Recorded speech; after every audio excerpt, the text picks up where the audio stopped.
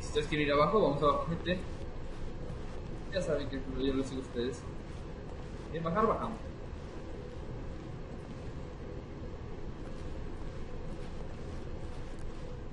But Stanley just couldn't do it. He considered the possibility of facing his boss, admitting he had left his post during work hours. He might be fired for that. And in such a competitive economy, why had he taken that risk? All because he believed everyone had vanished? His boss would think he was crazy. And then something occurred to Stanley. Maybe, he thought to himself, maybe I am crazy. All of my co-workers blinking mysteriously out of existence in a single moment for no reason at all. None of it made any logical sense. And as Stanley pondered this, he began to make other strange observations. For example, why couldn't he see his feet when he looked down? Why did doors close automatically behind him wherever he went? And for that matter, these rooms were starting to look pretty familiar. Were they simply repeating? No, Stanley said to himself, this is all too strange. This can't be real. And at last, he came to the conclusion that had been on the tip of his tongue. He just hadn't found the words for it. "I'm dreaming!" he yelled. "This is all a dream." Oh, what a relief Stanley felt to have finally found an answer, an explanation. His co-workers weren't actually gone. He wasn't going to lose his job. He wasn't crazy after all. And he thought to himself, I suppose I'll wake up soon. I'll have to go back to my boring real-life job pushing buttons. I may as well enjoy this while I'm still lucid. So, he imagined himself flying and began to gently float above the ground. Then he imagined himself soaring through space on a magical starfield, and it too appeared. It was so much fun, and Stanley marveled that he had still not woken up. How was he remaining so lucid? And then perhaps the strangest question of them all entered Stanley's head. One he was amazed he hadn't asked himself sooner. Why is there a voice in my head dictating everything that I'm doing and thinking?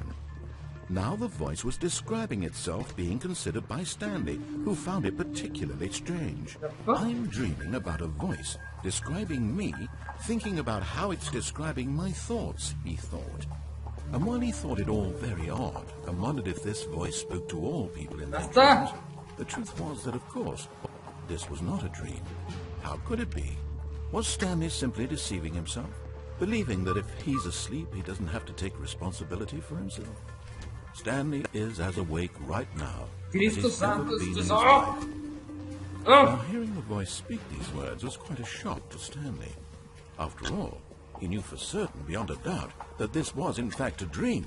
Did the voice not see him float and make the magical stars just a moment ago? How else would the voice explain all that? And this voice was a part of himself too. Surely, if he could just... He would prove it. He would prove that he was in control, that this was a dream. So he closed his eyes gently, and he invited himself to wake up.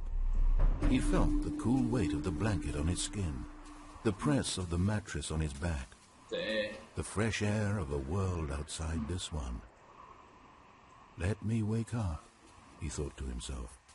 I'm through with this dream. I wish it to be over. Let me go back to my job. Let me continue pushing the buttons. Please, it's all I want. I want my apartment, and my wife, and my job. All I want is my life exactly the way it's always been. My life is normal. I am normal. Everything will be fine. I am okay.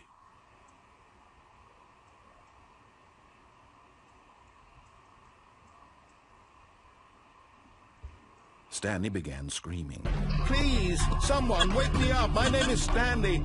I have a boss. I have an office. I am real. Please, just someone tell me I am real. I must be real. I must be. Can anyone hear my voice? And everything went black.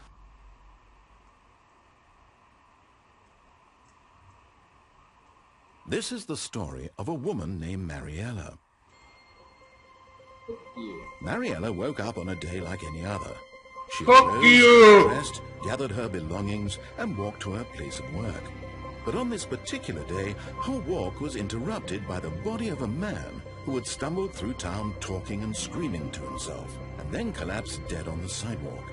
And although she would soon turn to go call for an ambulance, for just a few brief moments she considered the strange man. He was obviously crazy, this much she knew. Everyone knows what crazy people look like. And in that moment, she thought to herself how lucky she was to be normal. I am sane. I am in control of my mind. I know what is real and what isn't. It was comforting to think this, and in a certain way, seeing this man made her feel better. But then she remembered the meeting she had scheduled for that day, the very important people whose impressions of her would affect her career, and by extension, the rest of her life. She had no time for this, so it was only a moment that she stood there, staring down at the body. And then she turned and ran.